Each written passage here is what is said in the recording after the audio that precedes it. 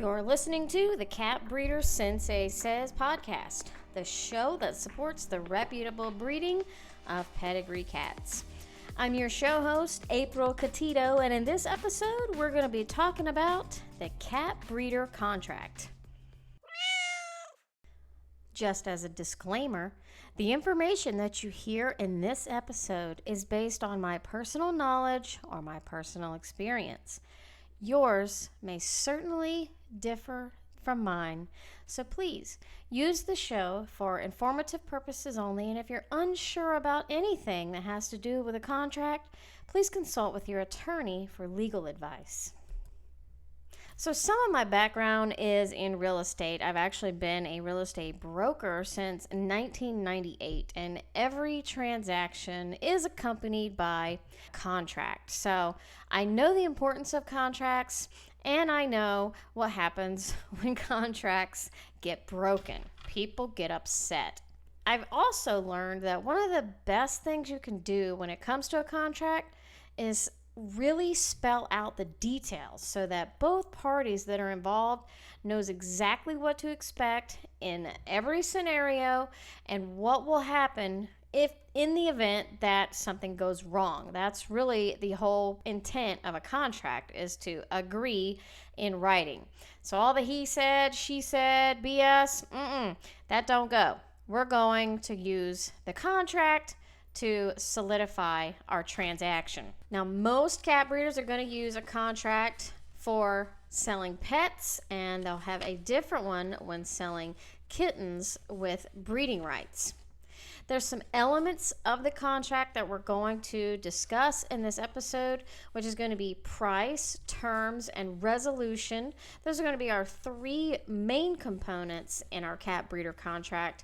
And hopefully at the end of the episode, you'll have gathered some information that will help you analyze your contract and see if it is as solid as it can be or as it should be, and maybe give you some insight on some changes that you might want to add into your contract. So let's go over price first. This part is relatively simple.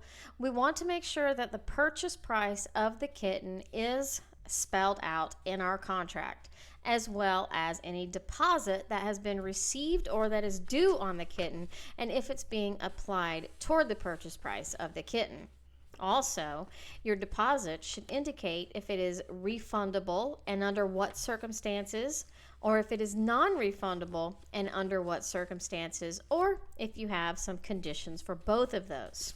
If you have your final payment that is due at a certain time, for example, 10 days before it goes home, or cash on delivery, or they pay you by Venmo when they pick the kitten up, whatever you expect to get paid and when you expect to get the final payment for the kitten should be detailed in your contract so that there's no misunderstanding. The terms of the agreement can be quite lengthy, so we'll go over some of the terms that you can have a look at closer in your contract. There's some simple things that you want to cover, like what age you allow your kittens to go home and what vaccines, treatments, and procedures will be done to the kitten prior to leaving. So, for example, if you require that the kittens are 12 weeks of age before they leave the cattery, and you're going to administer 2 sets of FVRCP vaccines,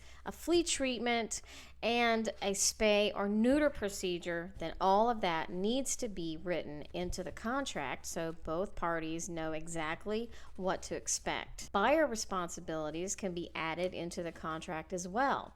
What do you expect of your buyer? Do you want them to take the kitten into their own vet and have them examined within 48 hours or 72 hours after they arrive home? In some states, this is required to enforce the health guarantee. Do you want your buyers to keep health records for you, send you pictures on an annual basis? Are you against declawing of your kittens? And do you absolutely prohibit the outdoor roaming of your kittens? These are things, expectations from your buyer that you expect that you should include in your contract. Now we'll split this section up into 2 different areas. One's going to be if you're selling your kittens as pets, what do you want to include in your contract? And then if you're selling a kitten with breeding rights, that should be different terms. So usually the main difference in your pet or breeding right contract is going to be whether or not the kitten is spayed or neutered, or if you expect it to be spayed or neutered before a certain age. So some breeders spay and neuter before the kitten goes home, or what's called early spay and neuter. Some breeders are totally against that. Some of the larger breeds, like Maine Coons, they just do not feel comfortable doing early spay and neuter, even though there's some research to indicate that it is completely safe. You just can't convince people to change their mind about things that they believe in. So you'll find different contracts on this. If the pet is going to be spayed or neutered before it goes home, typically the registration papers will be included when the kitten is delivered to the new owner. These are things that will be in the contract. The other breeder will have in the contract they expect that the new owner will spay or neuter the kitten before a certain age. It can be anywhere from 6 months to 12 months old. It's totally up to the breeder when they require that. Typically, after proof of spay or neuter is sent to the breeder by the new owner, that is the time when they will deliver the registration papers for the kitten, and not until then. If you're selling a kitten with breeding rights, you'll have a little more details that you want explained and agreed to in your contract. So you're going to deliver the kitten intact to the breeder to their cattery. Some items that you might want to address are age requirements. That would be if you're selling a female and you don't want that female to be mated sooner than 12 months old, then that should be in your contract. Also, if you're selling a male, are you going to allow the breeder to use this male for stud servicing when it comes to selling kittens from this particular kitten that you're selling to the breeder? And additionally, if you're new and you have a relationship with a breeder who has agreed to mentor you and sell you a kitten, sometimes you'll have special arrangements with them about co-ownership, or they sell you a kitten for breeding, but they want a kitten back from one of the first litters. Those things should be in the contract as well. So just anything that is part of this business transaction and the expectations that are coming from both sides, we definitely want to have that in writing and signed. Let's talk about your health guarantee now and what you're actually promising to the buyer as far as the health of your kitten. Another topic you might want to address in your breeding contracts is fertility issues. If the cat is not willing to mate, then are you going to replace it, or do you not guarantee that the cat is even going to be interested in that? And what about fertility issues? So maybe this cat can't produce kittens at all for some reason. There's a reproductive issue, or the male just never is able to sire any kittens. He has a low sperm count. So these issues that are specific to kittens with breeding rights won't actually present themselves until they get older and are they're attempting to use them in their breeding program, and then they find out that there is an issue. This is something you definitely want to address in your agreement with the buyer. Now, don't get me wrong, there's no rule that says you have to guarantee fertility or interest in mating at all from any cat. But if you are, or you're not going to, then make sure that it is in your contract with your buyer. The best way to do something is your way. So over time, you will develop what works for you and what makes you comfortable and uncomfortable until you really feel confident in what you're offering and also in your contract. Let us talk now about the health guarantee that you're offering to your buyers. I feel like most of the issues that are going to come up are going to be circled around this health guarantee. So I suggest that this is really where you pay attention to those fine little details and think things through. It's literally impossible to address every issue that might potentially come up in a cat. There's just too many things to name and identify individually. So you have to think about what you're willing to replace a kitten for. That's really what this contract, they're kind of designed to do that. It's a replacement guarantee. You're assuring the buyer that you are selling them a healthy kitten, and that if it isn't, what are you going to do to resolve the issue? So that puts us at the word healthy. What is a healthy kitten? Well, a buyer may assume that a healthy kitten means that nothing will ever happen to this kitten, that it's just the perfect specimen of a feline that has ever been born. Where you may assume that healthy means it doesn't contract any of the genetic diseases that they're known for. So you see, you're on two different pages here when it comes to the word healthy. So think about the things that you DNA test your cats for, your breeding tribe, and what things is your breed known for having issues with that are not able to be tested for genetically. And are you willing to offer any, payment of vet bills or replacement of the kitten or refunds?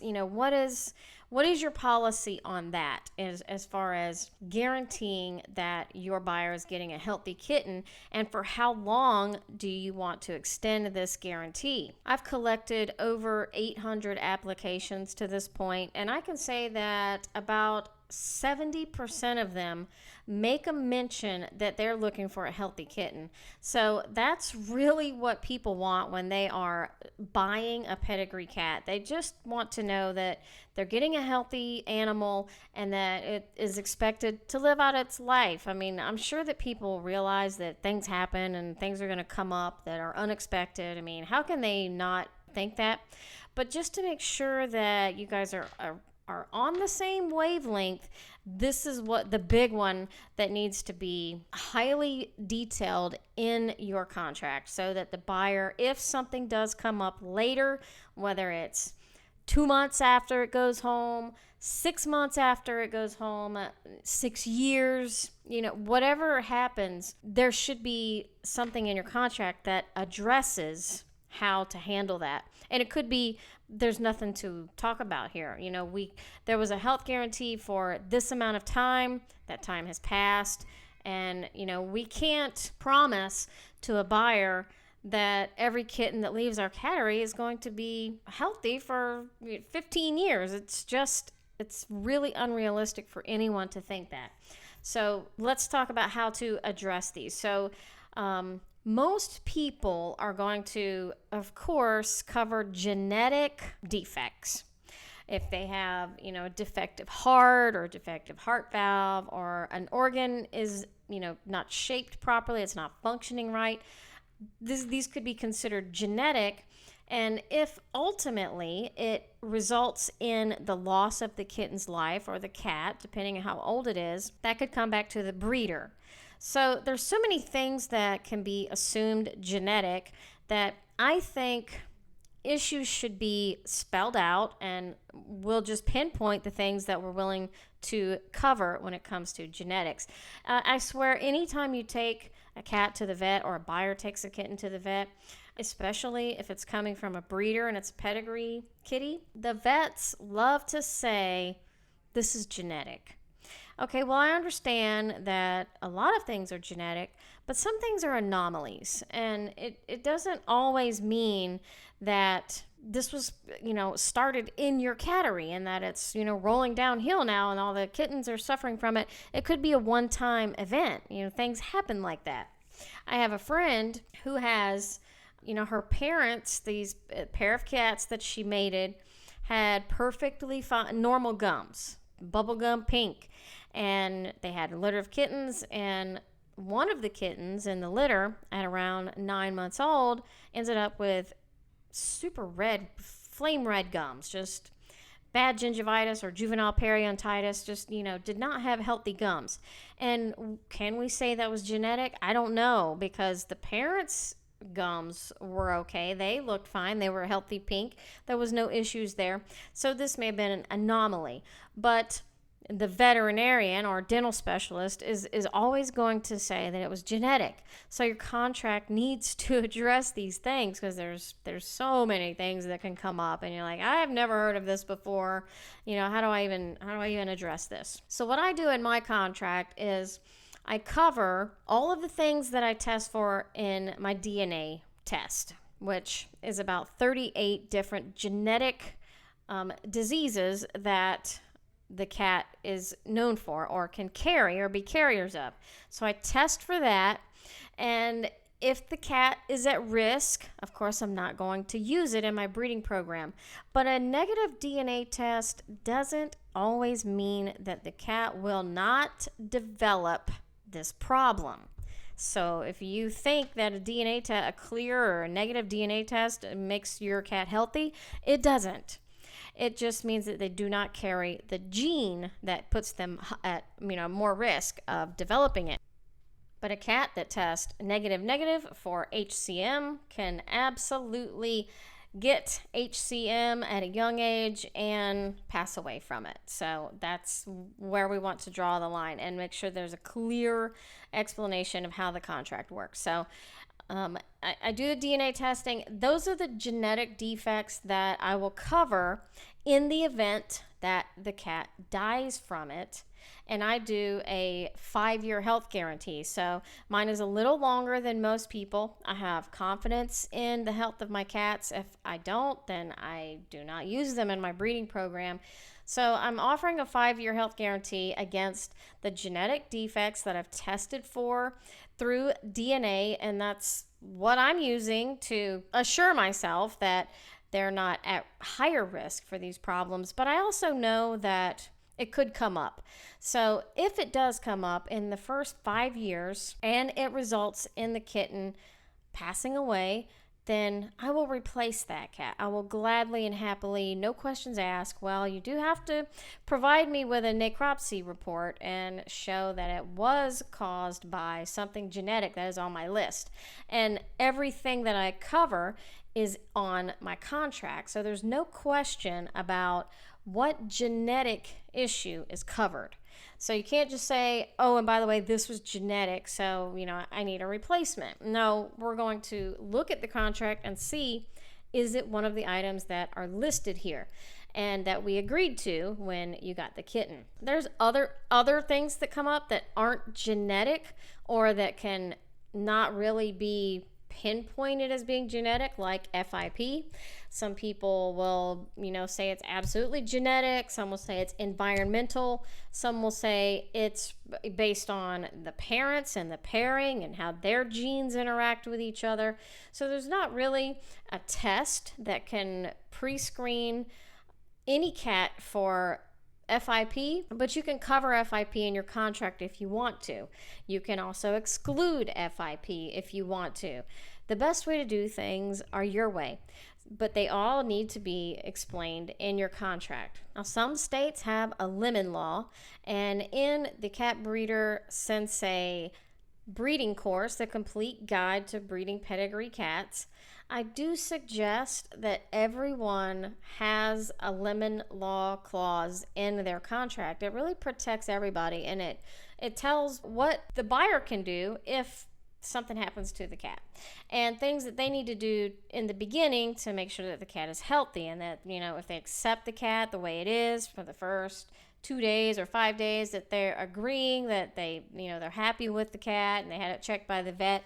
And if the vet finds something genetic, then you'll replace the cat. There's just all these details are spelled out, and I love that, because the more that we can cover, the better off everybody will be, the less confusion that we'll have. So go back tonight and read your health guarantee and see what it says and see how you feel about it. When you're buying a cat, either for breeding or for a pet, or how would you feel if you were reading your contract and these were the terms? Now that you are a breeder, think about both sides of the transaction and make it fair for everybody. I mean, you don't want the contract to be weighted in favor of one person. It really should be a good balance, and everyone should be happy And everybody should be covered, protect themselves. Both people, not just one person, but both people, I believe, should be protected in a contract. It shouldn't be in favor of one or the other. So just look at your contract and make sure it's fair, and always encourage your buyers, because they don't read things before they sign it. And that's where people get in trouble, is they're so excited about getting a kitten that you put the contract in front of them and they just sign it. That happens with everything. Buying a car, buying a house, buying a cat. They don't read the terms. Encourage them to read the contract and make sure that they're okay with what we're agreeing to right now. Because, you can reiterate that, something happens, we're going to revert back to this contract. Everything that I expect of you and that I think you expect of me is in this agreement. So make sure you read it before you pay a deposit or before we proceed. So I actually reiterate that a lot of times before I actually collect a deposit and get the contract. What happens if something goes wrong? What does the contract say? What does your contract have as a resolution? Is it you guys are going to fight on Facebook and bash each other? That's what we see so often, is breeders bad talking buyers and buyers bad talking breeders. And it's really sad. And I always think it didn't have to be this way. Like, someone could have just made a better contract and been more transparent and thought this out a little bit further, and I could see a resolution here. If the cat gets sick once it goes home and it's not genetic, that's where the hairiness comes in. What kind of sick is it? And what happened to the kitten once it left the cattery? And how soon after it left the cattery did it get sick? Is it stressed out? What's the environment like in the cat's new house? Did you take it to the vet? Is it on antibiotics? We can't ever assume that we know what's going on once the kitten leaves. We kind of always picture people handling and treating the cats like we do, with great care and skill and diligence. But, what happens when they leave? That's where I think the argument really comes in, is that something happens to the kitten and there's conflict, because everybody's pointing fingers and, well, the kitten's fine when it left here, and the buyer's like, well, you're the breeder and you're a terrible breeder and you sell sick cats, and I'm going to go post it on Facebook and all these groups. That's kind of how conflicts go normally. I have not had a conflict with any of my buyers, knock on wood, not yet. I don't want any. So that's why I really have a long contract, and it's detailed, and I encourage them to read it. So resolution is what's going to happen if one of us break this contract. What is the ultimate answer here? Is it money? Is it a cat? Is it, what do you want to happen? If I want my buyer to not declaw a kitten, but then I find out later that it did declaw the cat, maybe when the cat was 3, what is the remedy for that? If it was in my contract, there should be a resolution that's in the contract. Like, and if you do this, then I expect this to happen. When you go to court, and ultimately that's how you enforce a contract. You can't do it by verbally bullying people online or making threats. The only way a contract will get resolved without the use of a court process is through communication and people being mature and acting like adults and handling the situation. That's really the best way to handle any issue that comes up with any person ever, is just to communicate and try to talk things out. Sometimes there's personality conflicts, I get that, but at least try to be an adult, be mature, and handle the situation. Don't be defensive and attacking people. That's not going to work. The other resolution is you end up in court, but what do you want ultimately out of it? That's where enforcement comes in. But let's talk about the resolution for a minute. Let's talk about more of the simpler topic. If the kitten doesn't get picked up when it's time for him to go home. I had an example where I had a litter of kittens and it was time for them to go home, and I was scheduling pickup dates, and someone said, oh, I'm not going to be able to pick him up at that time. I'm actually going out of town, and there was all these things going on. And he wanted me, or she wanted me, to keep the kitten for an extra 3 weeks. And this kind of came as a surprise to me because, I've been talking about go home dates for 10 weeks. And then all of a sudden this came up. And that's when I said, oh, well, this is not addressed in my contract. And it may certainly come up again. So I went and modified my contract at that time to say, if we choose a pickup date, this is the time he can go home. If he's not picked up by this date, then there is a $35 per fee boarding fee for me to take care of the kitten, and I will only do that for this amount of time, and then I will assume you're not coming to get him. So I went, started out as a feather, ended up as a brick, but I had to address all those things. It didn't end up like that, but it certainly could have. We just never know what people are going to do. So I would always like to have scenarios like that spelled out in my contract. I might be a little bit too much with the contract, but I would like to cover things like that so that we don't have to, quote unquote, argue about it later. I just don't want to do that. I'd rather it be cut and dry, clear, and we can refer to the contract when that issue arises. So that's one of the more simple things that I could use as an example. Other things is really going to be the health issues. That's what you want to tackle on your contract and make sure it's super duper duper clear, 100% clear. What's covered, what's not covered, for how long it's covered, and what will happen if this issue that's covered comes up. And if we're excluding any of these issues, make sure they are in the contract as well. Hopefully everybody can understand how contracts work. So when it comes to enforcement, that is when things get ugly, is when people are trying to enforce the contract, whether it's the breeder trying to enforce or the buyer trying to enforce. I've seen online mostly, both people that's kind of equal, that, they threaten to take each other to court and sue each other. And, to be honest, I've only seen one actual case go to court over cats and over the contract, and the breeder won. The buyer, which was also a breeder, she didn't win. So who wants to go to court and argue about this? I don't know. I know I don't. I guess I would if I had to, but I don't want to. I would rather just be able to solve any issues in the contract initially, or, just by communicating and being civil and, being a problem solver. That's really what you have to be.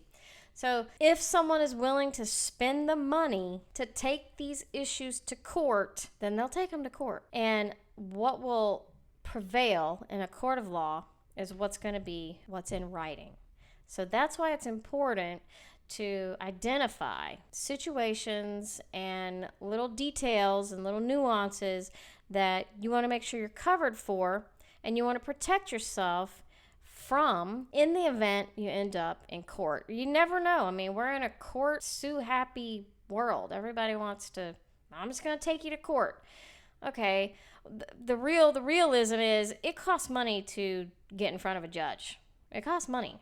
Probably, I don't know, I'm guessing $2,000, $3,000 to hire an attorney, to review the contract and see if there's even anything worth going to court, a civil case, and going in front of a judge and getting your case heard, and then hopefully you win the case if you're the plaintiff. You gotta spend money to do that. So I'm back again to civility and communication and, trying to resolve contract issues without taking it to that level. I think when somebody says, F it, I'm gonna take this to court, that's just, they're at the end of their rope, and maybe they've tried to reach out and make something happen, and they got met with resistance, and so now they're just over it and they want to take it to court.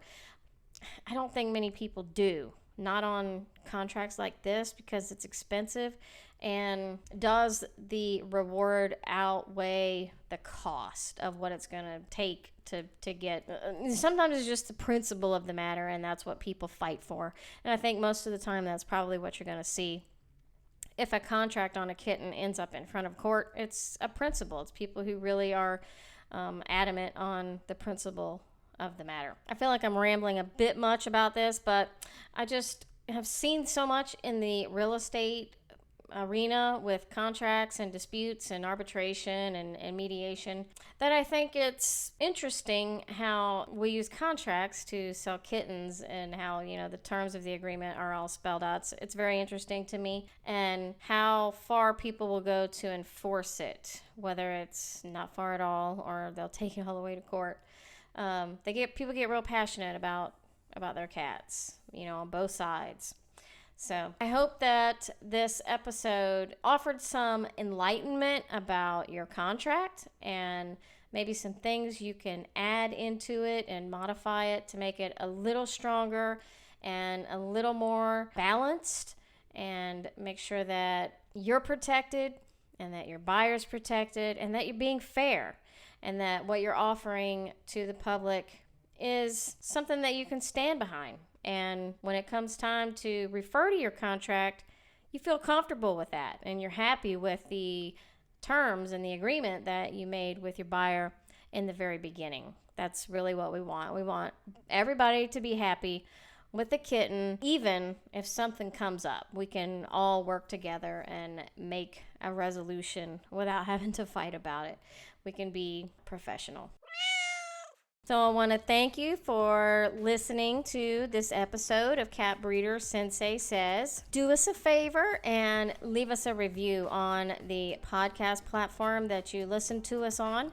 If you haven't subscribed to the podcast already, be sure to do that so you don't miss the next episode of Cat Breeder Sensei Says. And finally, if you have a topic that you would like to hear about on Cat Breeder Sensei Says, just send us an email to info@catbreedersensei.com and let me know. I also want to start doing some highlight spots for specific breeds.